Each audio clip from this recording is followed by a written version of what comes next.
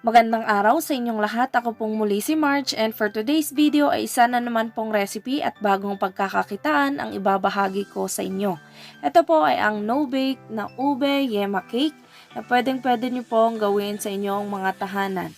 Kung isa kang raketera at gusto mong kumita kahit nasa bahay ka lang, para sa iyo ang video na ito.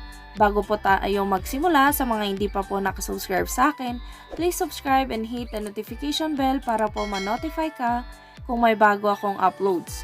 So tara na, simulan na natin! Para po sa kumpletong listahan ng mga ingredients and complete costing, please check the description box below. So una natin gagawin ang ating chiffon cake. So meron po tayo ditong 3 cups ng cake flour, or pwede po kayong gumamit ng all-purpose flour. 4 jumbo egg yolks. Kung gagamit po kayo ng large egg yolks, ay gamit po kayo ng 6. Meron din po ako dito 1/2 cup ng white sugar,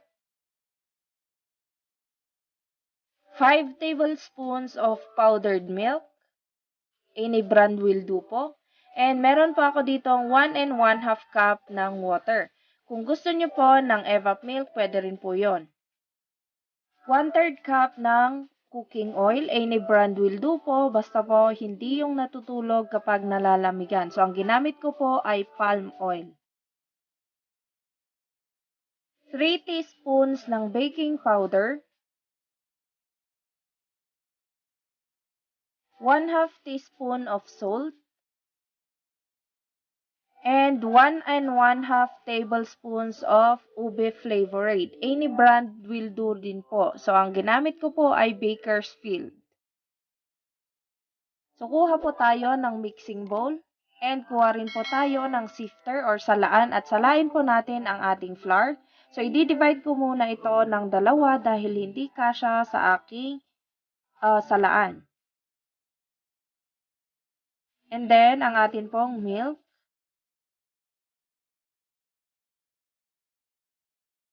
Tsaka ang kalahati ng atin pong baking powder. Kinakailangan po natin itong gawin to avoid lumps or mga buo-buo sa atin pong chiffon cake.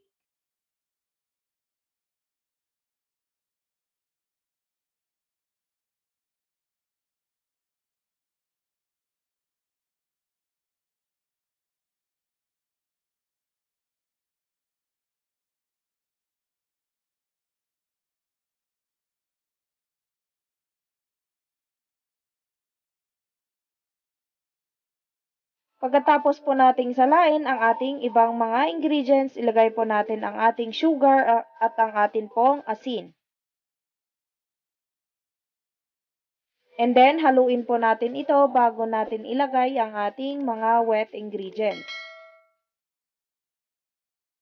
Una nating ilagay ang ating water, ang ating oil,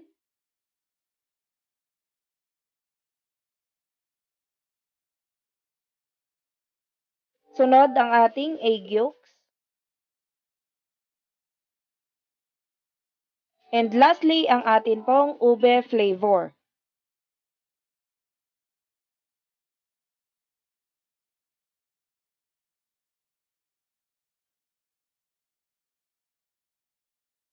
Haluin na po natin ito hanggang sa ma-mix po lahat ang ating mga ingredients at wala nang buo-buo. Ingatan po natin na hindi ma-overmix ang atin pong cake batter.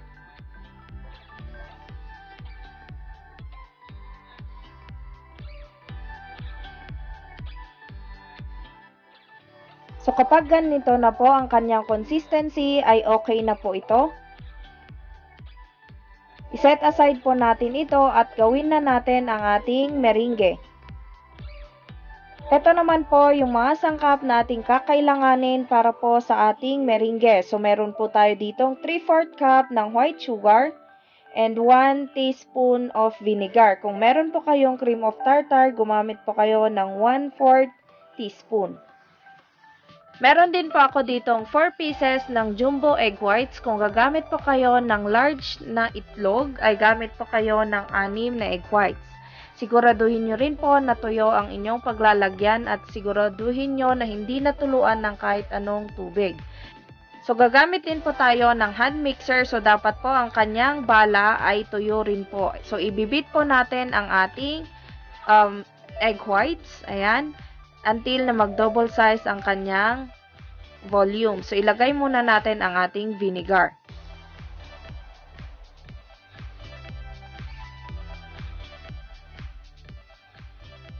So, kapag nag-double size na ang volume ng atin pong egg whites, unti-unti po nating ilalagay ang ating white sugar.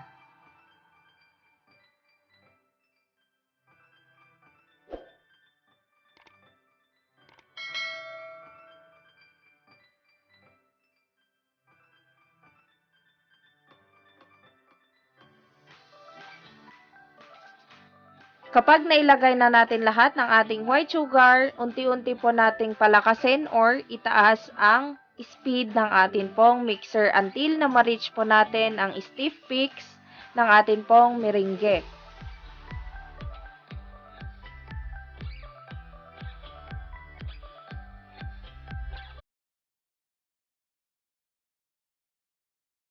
Kapag nag-stiff peaks na po ang ating meringue, pwede na po ito. Tara na at ihalo po natin ito sa ating cake batter.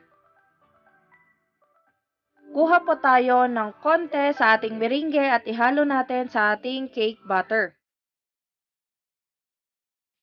Ihalo na po natin ito sa ating cake batter.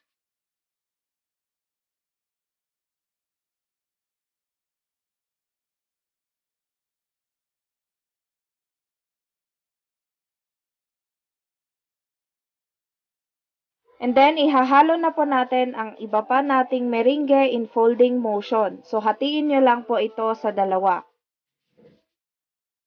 Again, dapat po ay in folding motion po yung gagawin natin para po hindi bumagsak ang atin pong chiffon cake.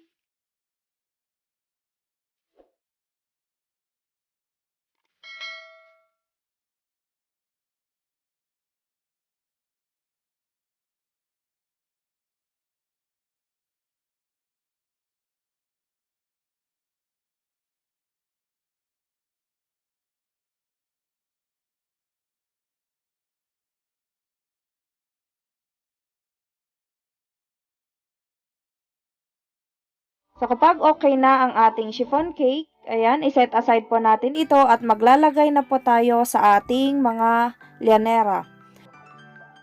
Meron po tayo ditong medium size na llanera. So, gamit po ng oil ay grease po natin ang mga gilid nito at pati po ang kanyang ibaba para po madali itong matanggal mamaya kapag naluto na.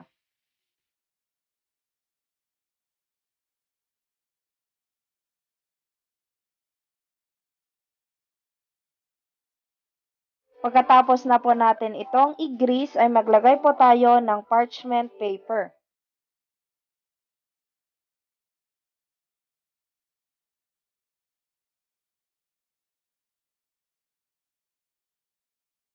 Kuha po tayo ng pang-scoop and maglagay po tayo ng 3/4 ng atin pong chiffon butter sa ating mga llanera.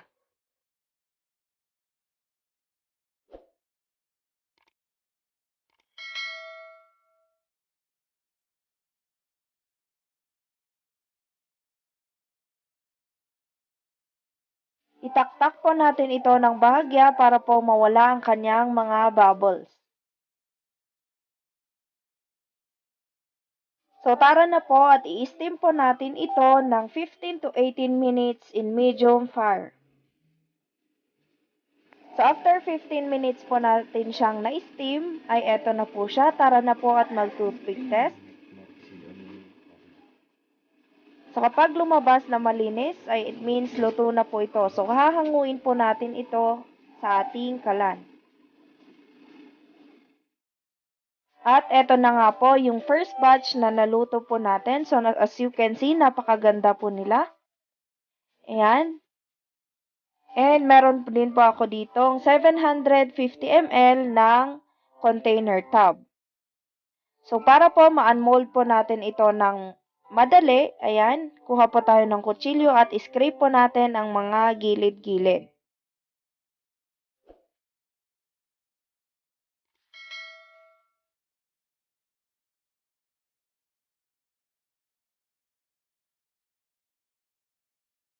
At itaob na po natin ito sa ating mga lalagyan.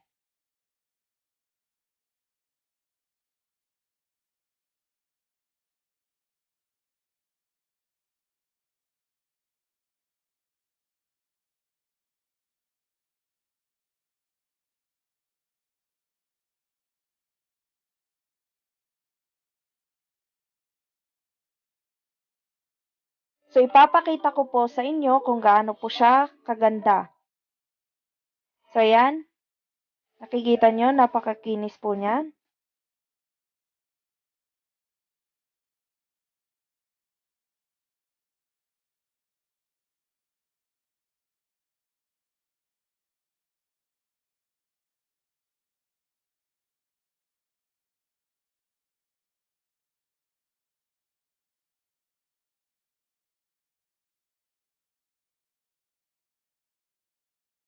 So, naluto na po natin lahat ng ating mga ube yema cakes. So, ayan, meron din po ako ditong extra na 4 na nilagay ko po sa puto molder.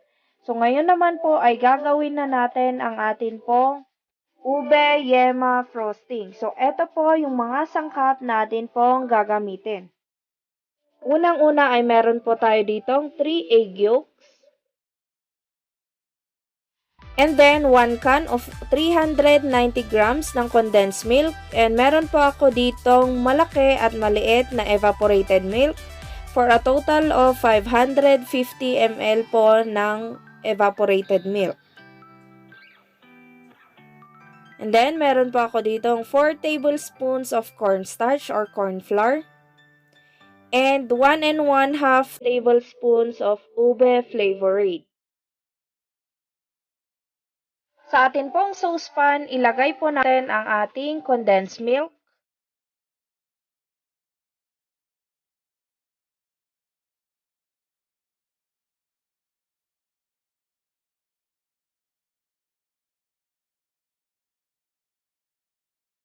So, yan, kailangan po nating simutin para po hindi sayang ang ating condensed milk.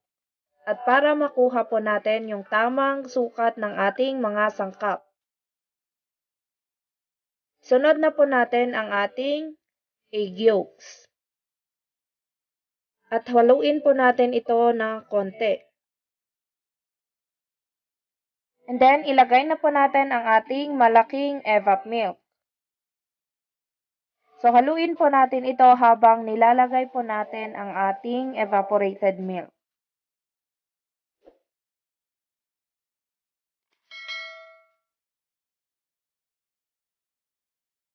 And then, kunin po natin ang ating cornstarch. At maglagay konti ng evaporated milk para pantunaw sa atin pong cornstarch.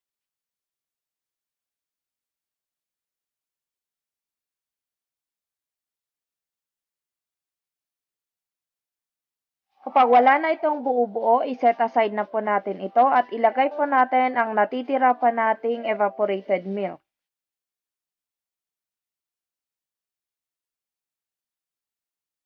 And lastly, ay ilagay po natin ang ating ube flavorade.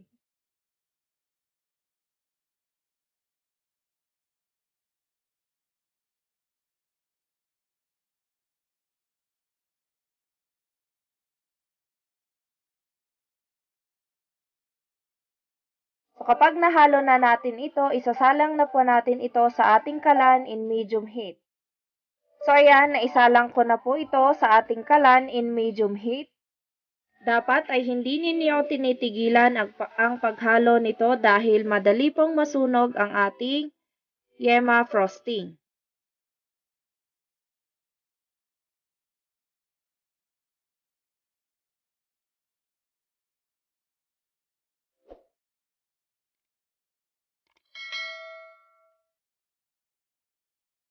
So, kapag kumukulo na po ang ating yema frosting, ayan, ilagay na po natin unti-unti while stirring ang atin pong cornstarch. Haluin po natin ito until sa makuha po natin ang tamang lapot.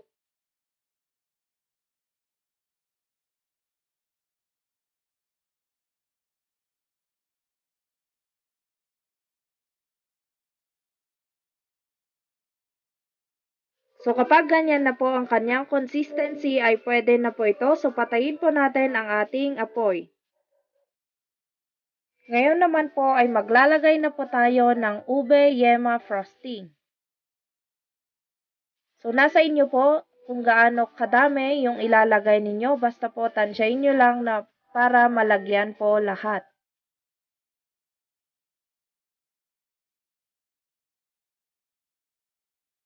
So, ayan, ganyan lang po siya.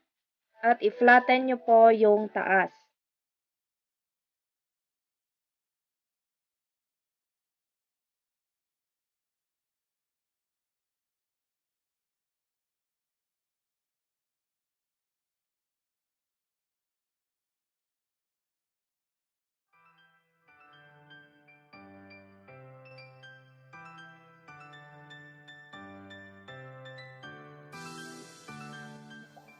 So, ayan, naglagay po ako ng yema frosting na walang flavor. Ayan, so ito po ay optional lang. Nasa inyo po kung maglagay po kayo ng any other na designs. Meron po kasi akong extra na yema frosting kaya ganyan po yung ginawa ko.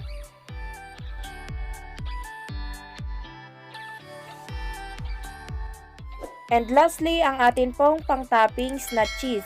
So maglagay po kayo ng shredded na cheese sa ibabaw ng inyo pong mga ube yema cake.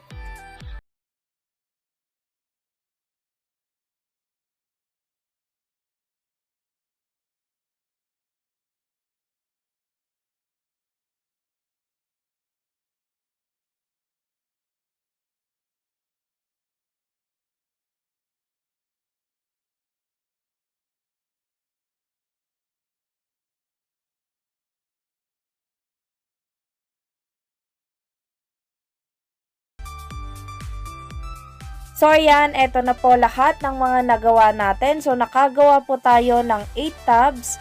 So as you can see, nakakatakam po talaga siya. At meron din po tayo ditong 4 na nilagay ko sa ating photo molders.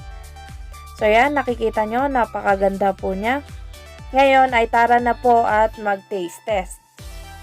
Bago po tayo mag-taste test, sa mga hindi pa nakasubscribe, please subscribe and hit the notification bell para po ma-notify kayo kung may bago akong uploads. So ayan, napakalambot po talaga niya. Ayan, napakasiksik din po pero malambot po ang kanyang texture. Ang sarap.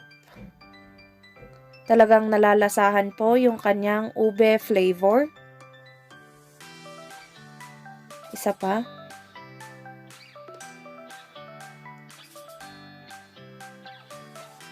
So, ayan guys. Masarap po talaga siya. Sana po ay matry nyo po ang recipe na ito. And so, ayan. Sana po ay nakapagbahagi ulit ako sa inyo ng konting kaalaman at sana ay matry nyo po ang recipe na ito dahil sigurado po ako na magugustuhan po ng inyong mga customers. Kung ikaw ay yung taong gusto ng ganitong negosyo ideas na mga videos, please subscribe sa ating channel and don't forget to hit the notification bell para maging updated ka sa mga susunod kong uploads.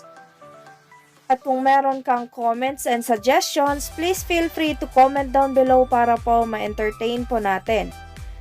So yan, ako pong muli si Marge and thank you so much po for watching!